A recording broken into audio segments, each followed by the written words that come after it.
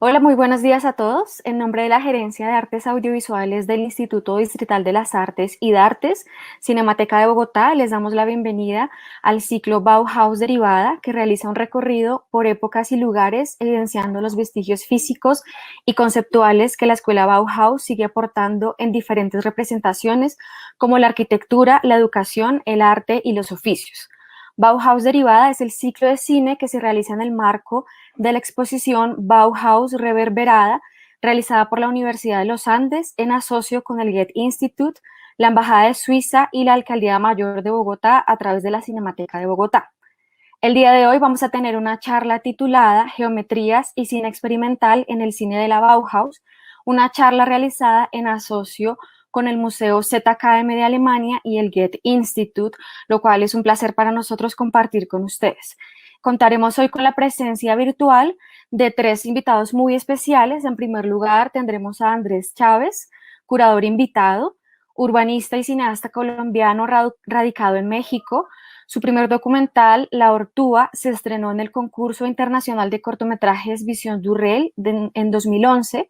Su segundo documental, Cartucho, participó como proyecto durante los talleres Dog Station en la Berlinale Talents, en la Escuela de Verano de ITFA, del TIPA y de Rotterdam Lab, y se estrenó como parte de la competencia internacional en FIT Marseille, teniendo luego una notoria itinerancia en festivales como el Bright Future, Midland del Festival de Rotterdam, Tudo de Verdade, Documenta Madrid, Transcinema, La Habana Alucine, entre otros.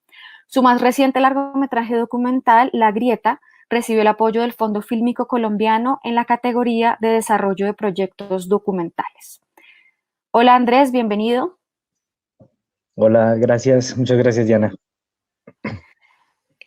A ti, Andrés, muchas gracias. Andrés es el curador invitado de todo el ciclo que tendremos en la Cinemateca y tendremos además para la charla de hoy como invitados internacionales a los curadores que hicieron parte de la exposición del Museo ZKM, que como les decía es uno de nuestros socios fundamentales para la realización de este ciclo y en particular de esta charla.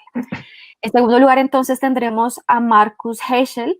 Él es nacido en Innsbruck, Austria, escritor, director de cine, fotógrafo y curador independiente.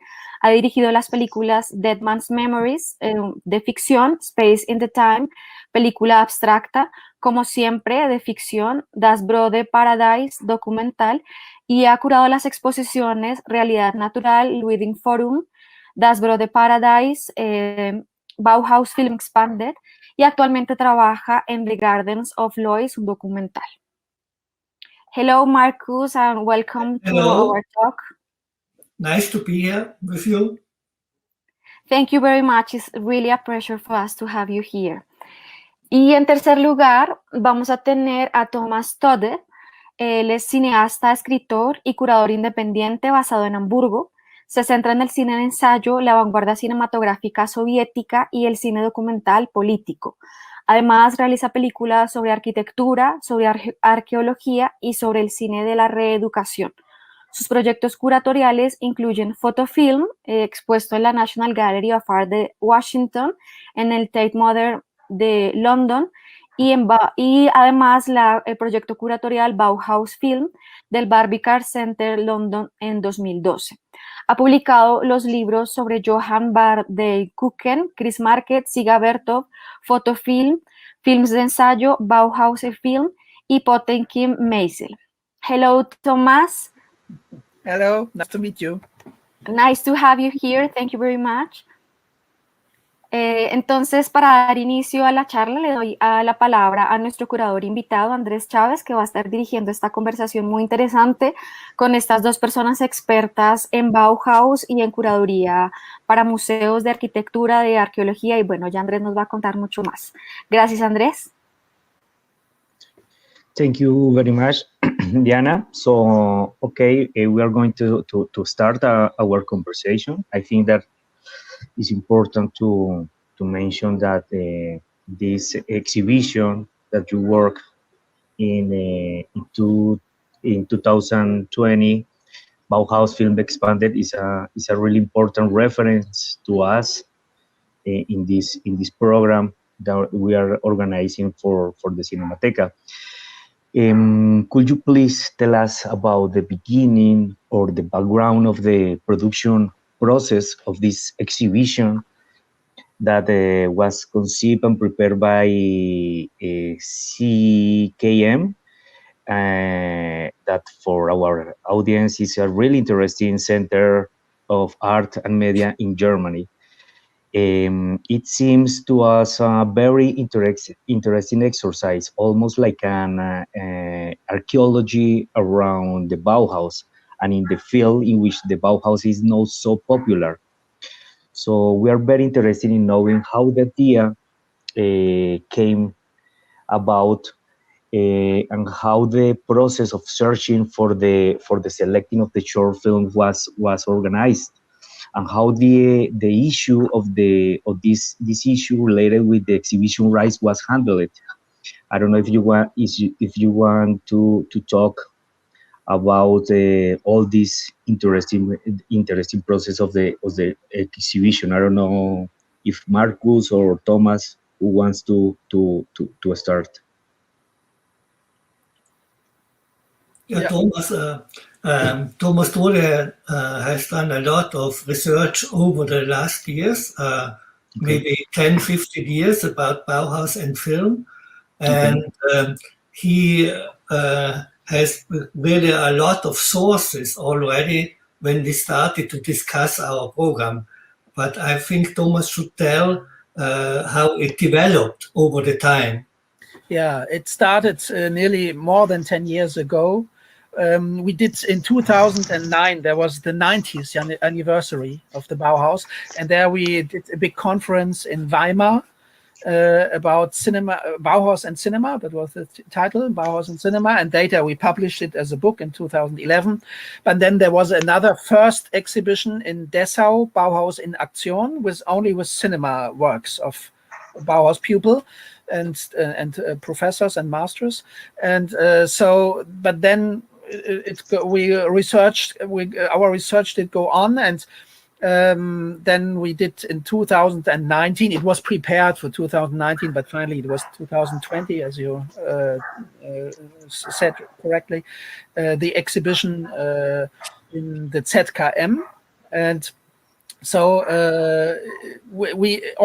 during all this time, we tried to find new films which are not unknown, or most of the times from pupils of the Bauhaus. We did not know that they have done cinema work also. So in 2009, I have written, we know 14 students and professors which worked on films or on light plays. But in 2019, we can say we have 28. We found 28, so we doubled the number. And even after the exhibition, we find nowadays, recently, I find Annie Wottitz, so she's the 29th of the students who work with cinema. So now we are trying to find the films also, of course, the references. And then there was this proposal, and maybe Marcus can tell how the connection with the ZKM developed. I spoke with Peter Weigel, who is the director of ZKM, and I proposed him different things in connection with Bauhaus. I wanted to make an exhibition about women photographers who were on the Bauhaus, but that was too complicated in the short time we had to find all the photos and to find the money to make such an exhibition. So the next proposal was after we had a seminar in Hamburg about Bauhaus and film with Thomas leading it. So I proposed that we make something about film and Bauhaus, and the ZKM was really, they liked the idea very much. But then we had to start working fast to find all these films, because the problem was all these films are analog films. They are shot on 16 millimeter or 35 millimeter. Even some are shot on 9.5 millimeter. And we only can have the screening in digital form. So we had to find always the digital version of the films, and we realized that they are in very bad quality. So maybe yeah. I can add something in more general. So we were astonished that nobody worked on the films of Bauhaus students. There are no books beside our own and on this theme, but of course many people know that there are films made by Bauhaus pupils or Bauhaus professors. So first of all, we know that Moholy-Nagy, he wanted to do a workshop to introduce it at the Bauhaus in 24-25, eine Versuchsstelle für Filmkunst. It's a workshop for film art, but it was not, but they had no money. So, and he asked for the industry, the UFA, for example, but they didn't want to pay. So they never did cinema teaching at the Bauhaus. But to do it, to see it in the right relationship, we must add, there was no school teaching cinema in the whole world at that time, except the Soviet Union.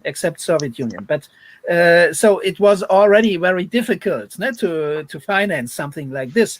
So to make it clear, not a single film was made at the Bauhaus. Only one film. Our exhibition is about films made by Bauhaus students and professors. And of course, we only choose film influenced by Bauhaus ideas and conceptions. So there were in total 60 films, which we showed at the exhibition, and 30 we digitized for the first time. So Markus will talk about that a little bit more. And there are many more. There are 20 lost film titles which we know. We have excerpts. They are published photos in journals of that time, and then there are 30 more from the same filmmakers. So we have at least 110 films made by Bauhaus pupil or Bauhaus students. So, and the idea of the exhibition was that we show all these films on screens, and to show it in loops. So they are projected in loops all the day, and that you can see when you go through the exhibition. You look at the films like you look on pictures. Like you look on pictures in a museum, you look on films. And then you have the astonishing view on films which are a little bit different or influenced from each other. Now they are completely different, and you can compare all these films, and that this gives you a very good inspiration about how Bauhaus influenced the work of the filmmakers. And we had small digital screens where there were some informations, the title, of course, and when it was made, how long it is, etc. Because we showed only the complete versions of the films. So we have 60 short films. Most of them were short, and we had 4 categories, 4 themes, 4 domains. So Markus, will you explain about the 4? Yes, we tried to make different sections. The first section, if we go into the exhibition, was the abstract films, because there were a lot of experimental and abstract films made by Bauhaus teachers and pupils, but they are all of them, they are made later. They are made after they left the Bauhaus, but at the time at the Bauhaus, some of them made drawings, how the films should look. And some of them really made at the end of the life of the filmmakers, because they were in color. So there was no possibility to make them earlier. Because color film was not invented in the late 20s, still not existing. So, and they had maybe not the money to make the films, because they painted the films, but they didn't do them because they didn't have the money for that. So So they waited for years to do them, but they're all very influenced from the style of Bauhaus. And this was the first room in which you can look on different abstract films. Then we had a room with essay films, documentary and essay films. Some of them were political, some of them were like more poetic films. And there was very important for us to show the films of the women filmmakers, because nobody in the last years we realized that there were a lot of women at the Bauhaus who made films later. And this is not so good known before. It wasn't so good known before. And we presented the women filmmakers in this room very good, I think, because it's very important that the Bauhaus was not only for men and artists, it was also for women artists, a very important school. And finally, there are 8 women who did films at the Bauhaus. And at the Bauhaus, but later after the Bauhaus, but 8 students, no, women students. Yeah. Of the Bauhaus. And some of the nicest films, most interesting films come from women, you know, not only the some of the films, but some of the really good films came from Ellen Auerbach or Ella Bergman-Michel, because they are really good filmmakers from the beginning. They started with one film, and the first film is already a good film. And there are only some films which are fiction films. From Ellen Auerbach, she made a film with the Horacio Coppola as the main actor in it. And Horacio Coppola comes from South America. He comes from Buenos Aires and went to the Bauhaus. And he was a really good-looking man. And he is in one of the poetic films at that time. There are only very few poetic films made at that time. And also with the time, the filmmaking in Germany always got more political, because the political situation escalated, and the streets were full of Nazis marching through the streets, and so there was a reaction of the filmmakers on the situation, on the political situation in Germany. And to go on with the rooms, so we have already abstract films and we have essay films, political and experimentals. And then the third room is on architecture films. So we have some very sober films on architectural problems, and of course the Bauhaus buildings are presented in these films, and some are in the tradition of the city symphonies. So this is on architecture, and the fourth room is we call it expanded cinema. So it's the light plays, which were always projected live and later recorded on film only later when the Bauhaus students were very old. They did it themselves. So or some people helped them, the students. And light plays, also dance and cinema from Oskar Schlemmer, and also films in theater, project as part of a theater play, as edited inside a theater play. And yeah, what else is there? Also what we call nowadays performance, to have interaction of people with cinema. So there are many relationships of Bauhaus to expanded cinema. So we had a small collection to be shown in our exhibition.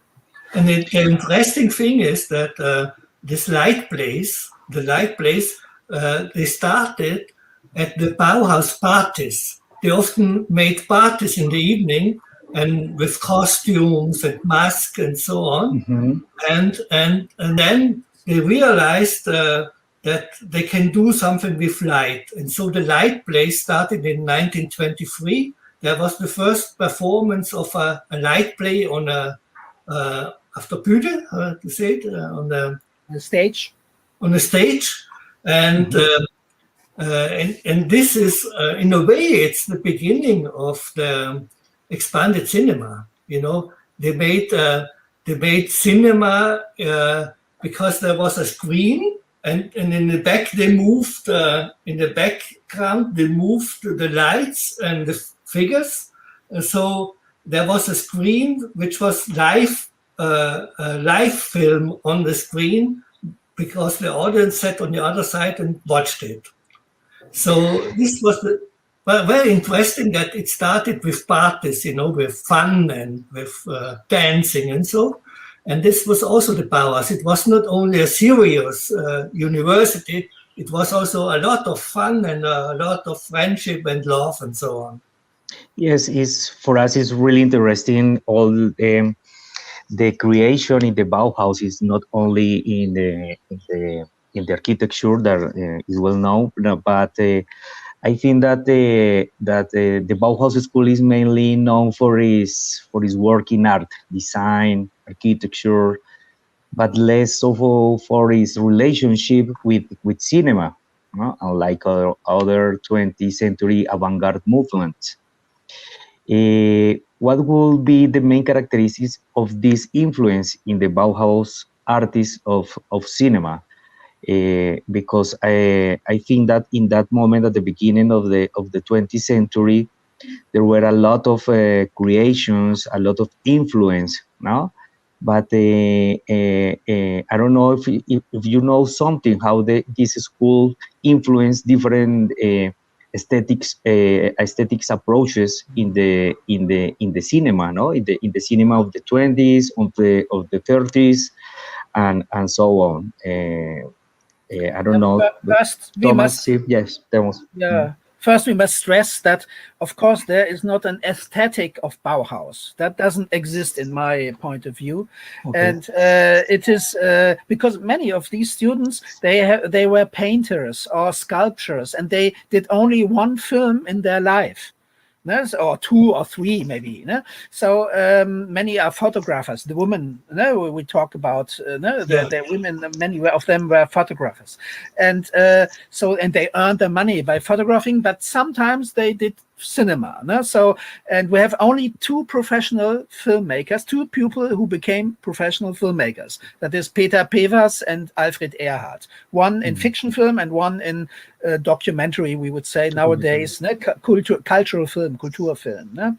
So only two professionals, and they have done 30 or 50 films of the, so that's a lot. But all the others only did it mingled with other art forms. So that is one of the questions, or one of the answers to your question, why was it not realized that there is cinema and Bauhaus?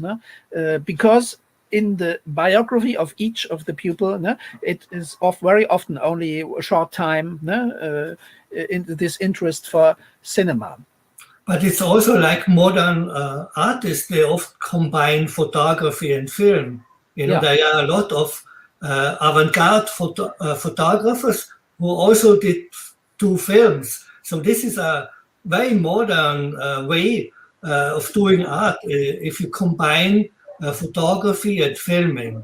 And there are some cynics who say, okay, the Bauhaus has only influenced the TV test pattern and the company emblem of the different broadcasting channels. So these two elements, which we now, every one of us knows nowadays, these are really the only ones influenced by the Bauhaus. But this is a very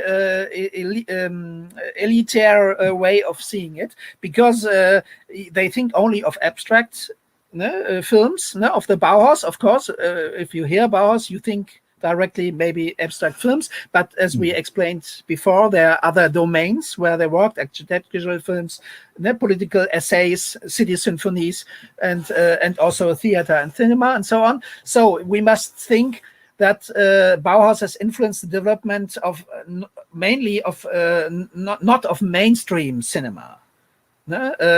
There's only, as Markus explained, there's only one fiction film which we showed in our exhibition, the film Grete hat Ausgang.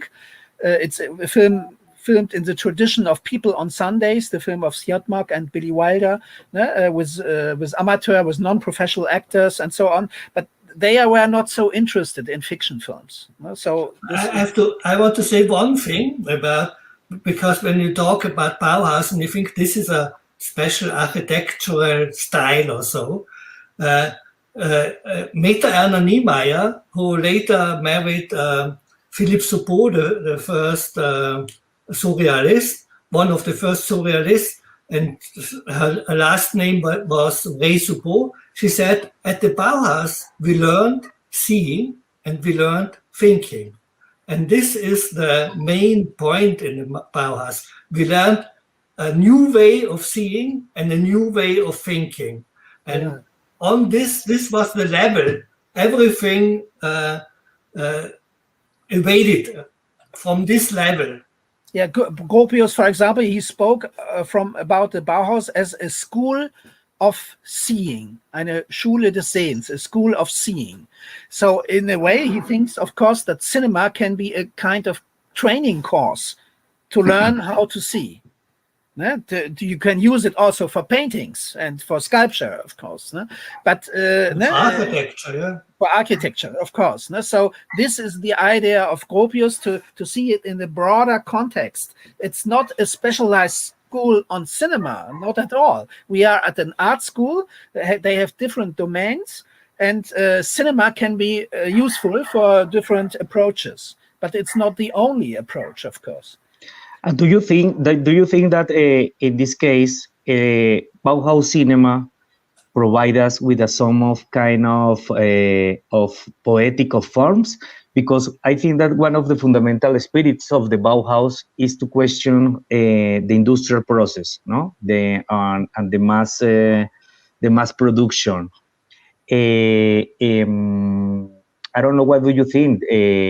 Because Bauhaus, the spirit of the Bauhaus, invite us to see objects also in a sort of poetic form. Do you think that in the case of in the cinema we can talk in the same way, and we can say that there is a poetic forms in the cinema, for example, in the case of the experimental cinema, but there are a lot of documentaries, for example, in this that you can mention, Thomas, that for me is really interesting, that there is a way to see, no, and the Bauhaus it was a school to see. I don't know. What do you think about this poetic approach in the cinema and in the relationship with the weight of the objects of the architecture? No. Yeah, maybe I can. I had not finished to think about the influences. No? So maybe I finish first this because we have we have not only the abstract film. We are always thinking on the abstract film at the first place, but if we see all these documentary work which was done, so we see that they wanted to interfere in a mass culture. It is not at all an elite thinking. No? It is not at all for small audiences, because they wanted to interfere, and with the architectural films, of course, also. They wanted to interfere in a mass culture, and there is an influence on the observing school of documentary, which is very important. That means a kind of school of which is not staging. Now you have to look. You have really to look, and you do it with small cameras, which you can handle. You don't have a big film team behind you, but you are only on your own. As a photographer, with one apparatus, and then these kind of observing school that was influenced very much by the Bauhaus kind of way of approaching cinema, and then we have special aesthetics. They're a very filmic way of approaching. So, for example, you have indirect images. So in a light play you do, by Moholy Notch, by light play black, white, and gray, it's called. So you have to see the moving object, the sculpture, but also shadows, silhouettes, reflections. So all kinds of indirect images, transparencies, negative film, and multiple exposure. So this is also poetic, because you are asking about the poetics, to show it not only as in a direct way, but to show, for example, shadows of the things, of the objects, of the persons, and so on. And then there's this interdisciplinary expanded cinema nowadays, which is very important. So Bauhaus becomes nowadays maybe more important than it was before. Yeah. But at the Bauhaus, I think there were different directions. Some are more in the direction of mass production, and some are the old way of a single artist who is working on different possibilities to make his art.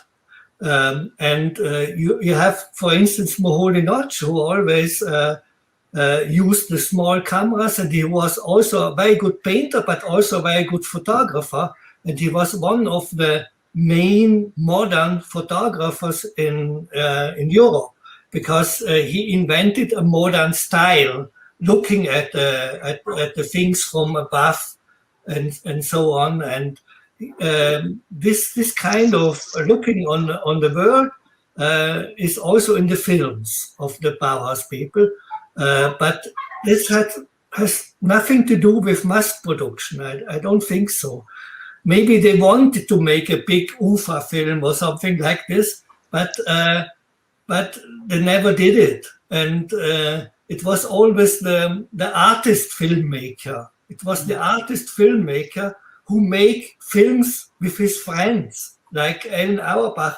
She made films with Grete Stern and with Horatio Coppola. They were friends, and they made the films on a Sunday. So it's like amateur, but they are at the same time they were avant-garde filmmakers, and they made very special films. You ask about the thematic approaches. So the common interest of all the four categories, the four rooms from our exhibition, a common interest is, first of all, modernity. That means with urban life, traffic circulation, city symphonies, films like city symphonies, functional architecture, reduction, and also self-reflection. Self-reflection to thematize the seeing of the seeing, to indicate, to label that there's someone behind the camera. That is very important. It became, the whole modern cinema has started from here. From, for example, the form of essay film is influenced by this idea to have self-reflection. And this is very important, because it's not the fascist art concept of genius, talent, creator, but it's as Walter Benjamin put it, that he said that's a fascist concept, but it is work, evolution, process. That's what the Bauhaus people did. So they have already alternatives. They developed alternatives. And the second thing, so first modernity, and the second thing is the search for universalism and elementary forms. So the basics, the fundamental, the rudimental. And so it is, for example, Moholy Notch liked very, oh, sorry, I have to put out the telephone. Don't worry. So, for example, Moholy Notch liked very much Vertov's film, The Man with the Movie Camera. And he said, this film, he has brought us fundamental insights in space and time relationships. That's what we can learn from this film. So this is also something very elementary, very universalism. No? So these are the two most important influence and thematic approaches. And if we think, what can we learn from the films? We can study how people, after an existential crisis of World War I, are developing new narrations. Yeah, and they start from the beginning. Yeah. They start from the level zero. They start from the level zero. How to manage the profound social changements, how to compensate the loss of continuity and tradition by building new traditions. The courage for the changements, they had this courage, and they wanted to rewrite history, and this time to rewrite it yourself and to take it in your own hands. So that's what we can learn from the films, for example. One parenthesis, what happened with all these short films in that time? It was some kind of a space for exhibition. It was impossible to watch them in that period. What happened? Do you know something about that? It's just a curiosity.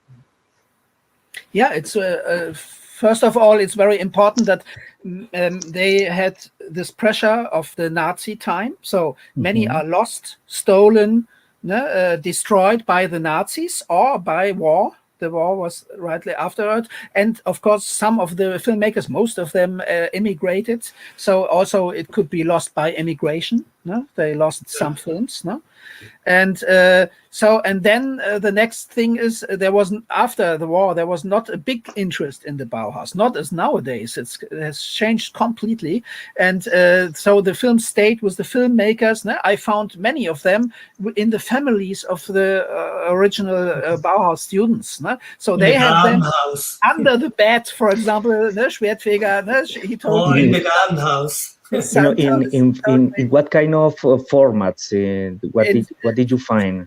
Well, mostly it's 35 because that was the most common format at that time. And there's only Ellen Auerbach and Horatio Coppola from Argentine who filmed in 60 millimeters because they started very late. They started in 33. So near the Nazi arriving, and then at that time already the 60 millimeter format was used. They could find and pay for it because it was cheaper at 35. Yeah, it was a revolution with the small camera. You could handle by hand.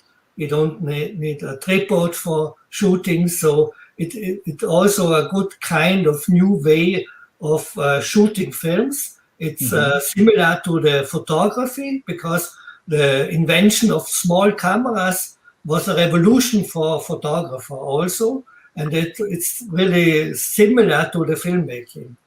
The small cameras you can handle very good, and you can go to the street and film on the street. And do you think, well, in this program, we have a small sample of the audiovisual production of these artists, no? In your exhibition, the last year, you found a lot of short films. There are experimental works and works related with the rhythm and form. And give us another reading of the audiovisual beyond the conventional narrative cinema of 20s and 30s, no?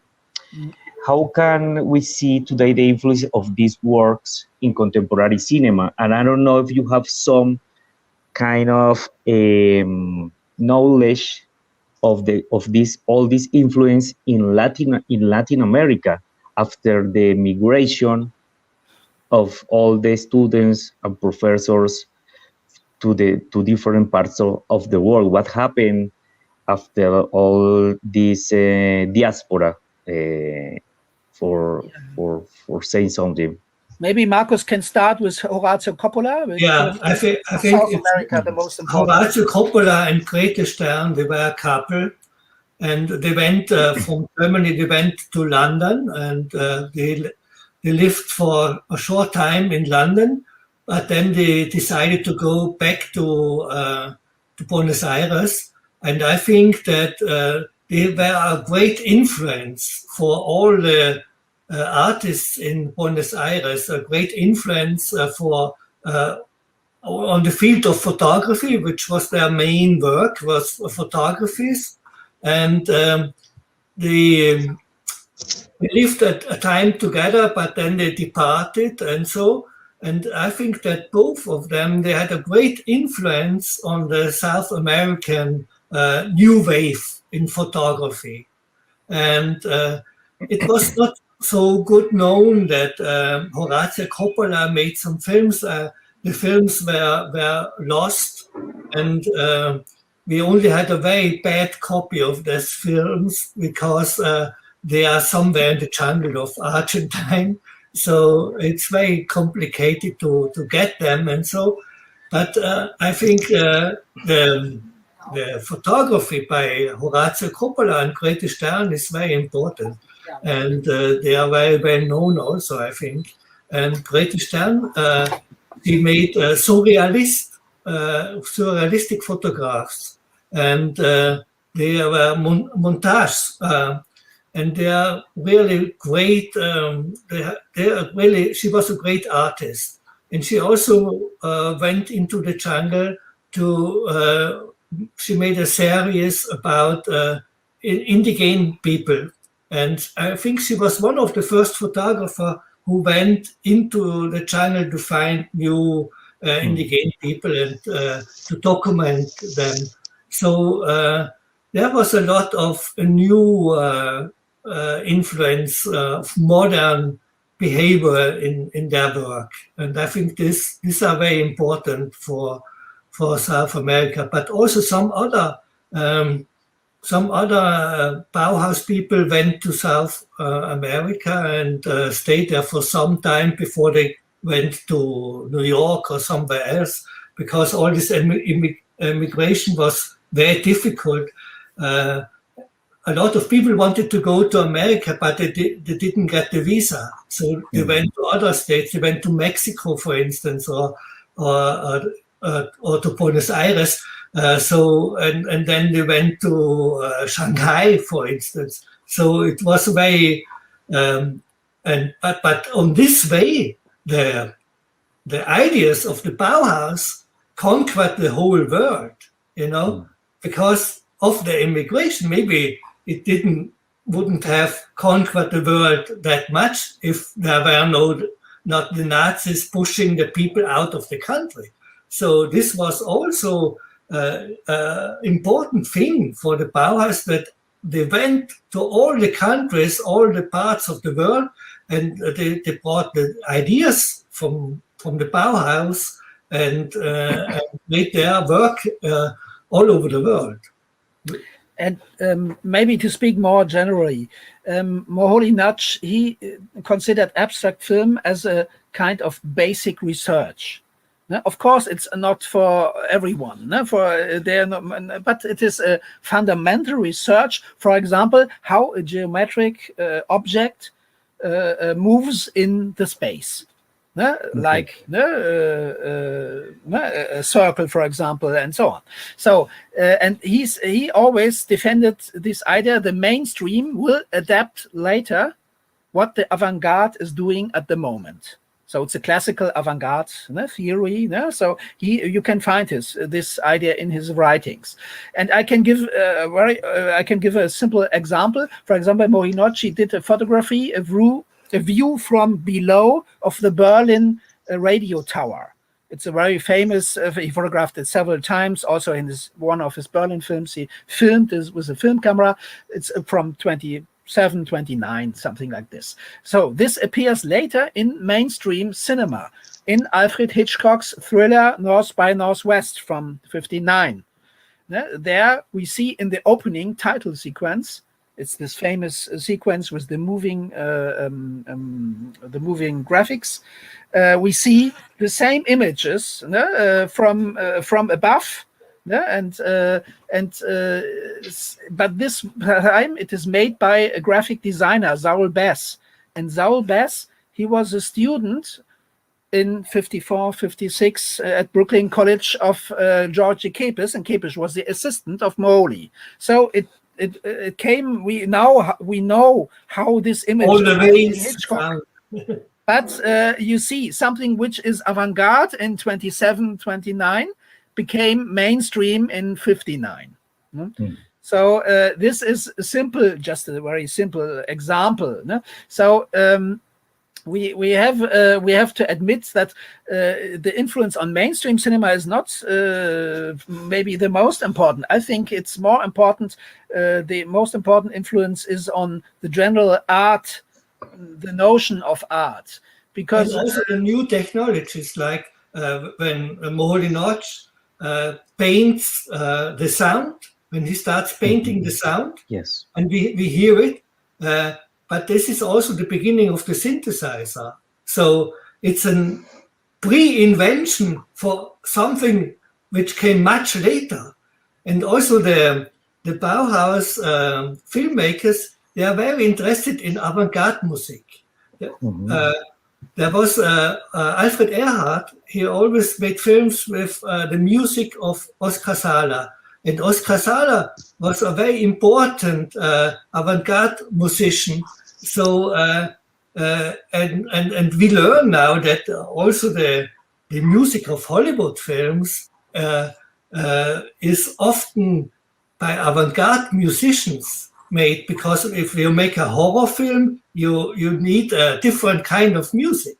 So there are long waves of coming back to the avant-garde in the mainstream, and this is with the music too, not only with Hitchcock, for instance. And they have influence on our conceptions of room and of space. For example, with their filming and photographing of the Eiffel Tower or the Pont Transporteur in Marseille. It's a special ferry, no? And there, no, someone said very rightly that when we are filming in the net of metal, they climbed to the top. No? Moholy climbed in the top and filmed there. There, the things are losing their well-defined form. They mix, they blend into each other. And that is maybe the more known example is Tetlin's Tower, which was the first building who had tried to show this interpenetration of interior and outside. No? The interior and exterior. No? And to dissolve the big volumina. No? For example, as you know, everyone knows in architecture of Bauhaus, where you have many windows. No? They wanted to bring the outside inside, and the inside outside. You can have a look. You can look in the windows and see what is inside. So these kind of things are very important. And at the end, the whole conception, the open conception of film. In the Bauhaus. So film is only a space, a margin for maneuvering. Bauhaus understood film as like an interlude. It's something which can be combined with other arts, with other domains. There's a zone of contact with other arts, for example, serial photography or serial paintings. Or there even some students made robes out of celluloid stripes. Some of the women students made that. So this contact zone is very much interesting nowadays. So as we all know, film in a movie theater has become a special case nowadays. Because we are looking at films in galleries, in theaters and exhibitions, in museums, in fairs, in bars, as part of performance, of installation, of expanded cinema, in the internet, trains, airplanes, football arenas, all these. And this was already accepted and invented by Bauhaus, because this open, it is not restrained to this normal cinema movie theater. This is only a special case, the movie theater, but there are many more ways of looking at image that moves, and that is already in the conception of the Bauhaus. Okay, thank you, Thomas and Marcus. And finally, before to close our conversation, there are a lot of questions, but I don't know if you want to say something related with the short films that our audience is going to see in the Cinemateca of Bogota. I don't know if you want to say something related with what kind of short films we can see, the thematics, and also something related with the context of all these short films, because I think it's really, really important. I'm not an expert in this case, but I think that all these short films is going to be screened for first time in Colombia, no? And I think that's really, really important to present all these short films for first time, and it's going to be important your introduction before the people go to the cinemas. So maybe you start, Marcus. Yeah, I think it's important to tell you that most of the films are silent films. So Yeah. Only the later films, they have music, and there are no dialogues in the films. So it's whether silent or it's with music. So I only want to say to the audience that they should, because the Bauhaus was the school of seeing, just sit there and look at the films and have your fun with them. This is what I think, because you see different things you never have seen before, and that's good to see new things, even if they are 100 years old now, but they are still, in a way, they are still new. For example, the light plays. You can see the light plays of Hirschfeld Mack and of Kurt Schwertfeger. So this is the case where they were presented live in the 20s and maybe in the early 30s also, and later the films were made. So this is the only way to hear the music of the Bauhaus time, because later they put it on the sound stripe on the film, because in 29 the sound doesn't exist, sound film, or it was just arriving. So it was not possible for the students to have this very expensive working tool. So it's the only way to hear to the music, because Hirschfeld Mack, he composed the music himself and played it live, and these notes survived, so someone else played them in the 2000s, and for Schwertfeger, he did it with the students, the music, some art students in Alsfeld, and so you see that the music is reductive, also elementary, very aesthetic. It is like in the images, you see that there are connections, and also this interest in experimental music. For Alfred Erhard, maybe we can mention this. Yeah, we have Tanz der Muscheln, one Alfred Erhard film, and he has very modern music in it, and it's great to see that in the early days, the filmmakers of the Bauhaus, they used the avant-garde music also. So there was a connection between the different avant-gardes, the avant-garde of painting, the avant-garde of architecture, and so on, and also with filmmaking and music.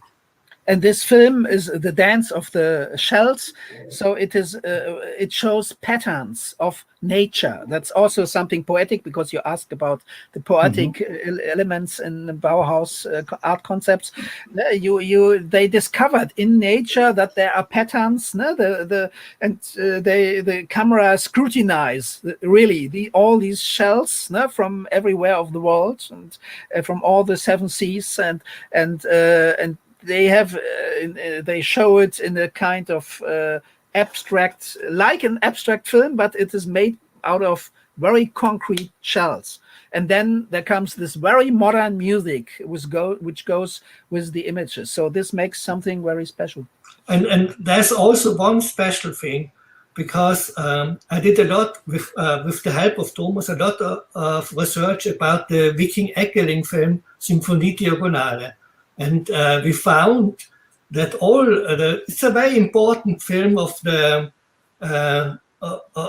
abstract movement, and the animation was made by a woman from Bauhaus, Meta Anna Niemeyer, and we found that Ekeling did the paintings of the whole sequences, but the paintings doesn't match with the films which are in all the museums all over the world. So there was a mistake, and we tried to recreate the original film, and you will see it. And by the way, these women which worked with their husbands, that was a special case in our exhibition, because we found that many of the abstract films of the German avant-garde, they were made by women husbands. So we know them as the film of Viking Ekeling, this one, but it was made by Erna Niemeyer, who really did the hard work on the film. The conceptions are Ekeling, but the hard work, the movements, and all this, that is Erna Niemeyer. We know this from interviews, for example, which some friends of us did with her still alive. And the same for Walter Ruttmann. There's Lore... how is it called? Lore Leutesdorf. Leutesdorf, yeah. She was the girlfriend of Ruttmann, but she did much of the work of Opus 3 and Opus 4, and you see the differences to Opus 1 and Opus 2, which are made only by Ruttmann.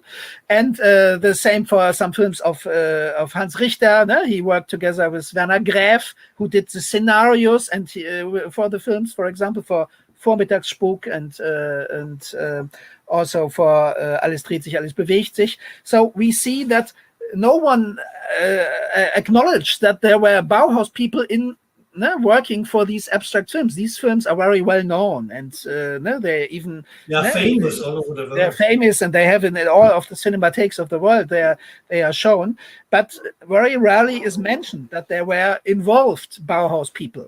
You think of abstract films at the Bauhaus, then you can imagine that there must be relationships, and they are even very strong, because Theo van Doesburg, he did courses in 21, 22, and 23 in Weimar. He was not an official Bauhaus professor, but he lived there and he gave course, and many of the students came there and learned in his courses, and he wrote on abstract film already in 21. So it's all started in Weimar, and so this was also a small discovery which we did for during the work on our exhibition. So you can see some of these, and then you see two filmmakers who really did work with abstract films later. So it's Brock-Sieper. The one is called Brock-Sieper, even in German, a very difficult to pronounce. The France very difficult to name. But and then there is Kurt Kranz. The Heroic Arrow is the film called. So Kurt Kranz, he is one of these pupils who had no money at that time. He just did the images, the drawings of and he animated them after he became an art professor, and when he left the art school, then he did this film. So that's the reason why it is not so well known. So these are, you see that there are small people, like small pupils, students like Brock-Sieper and Kranz, who are working with abstract films, like Mori Notch, for example. And and then there is the political essay, Ella Bergmann-Michel. Ella Bergmann. Yeah, will you talk about it, Markus? Yes, Ella Bergmann-Michel was a very political person, and she watched all the movements around the last election in Germany. And the film is about, it's not a finished film, it's not ended in a way, because when she shot the Nazis, the fascists going through the streets, the police came and they forbade her to continue shooting. So, but you will see this not this film, which is not edited to the end, but she is really good in watching what happens. She's very concentrated on the streets and watching how the people are acting and so on. It's very interesting to see it, and also it's interesting to compare it with today's streets, because we also are in a pandemic, we are also in a crisis, and the streets are completely different now as 10 years ago or 2 years ago. And also it was similar at that time. The Nazis, they took over the streets, and the political movement was on the street to get the Republic of Germany. So it's interesting to see the language of the streets. And it's a very interesting thing to see it nowadays, you know. And finally, there are two films of professors, and the one is from Oskar Schlemmer, the professor who was for the theater stage responsible. Very short film. It's a very short, 1 minute and 37 seconds Bühnenballett. We just saw some people dancing. He himself is there with a mask, the mask of the so-called abstract person. So he's disturbing a love couple, no? Which he's trying to intervene. And so this is, we don't know why he did this film. Maybe to see the movements, to improve the movements. Maybe we have no, we know who it is, the persons on the film, and when it was shot and everything. And Schlemmer was very interested in cinema, no? Because he said one of the reasons is that in cinema you can show the ground where the people are dancing. You in the auditorium you don't see it always. No, not all the people can see that, but very often, no, you have for example, he uses chess patterns, no? And and you can see that only if you film it from above, no? For example, no?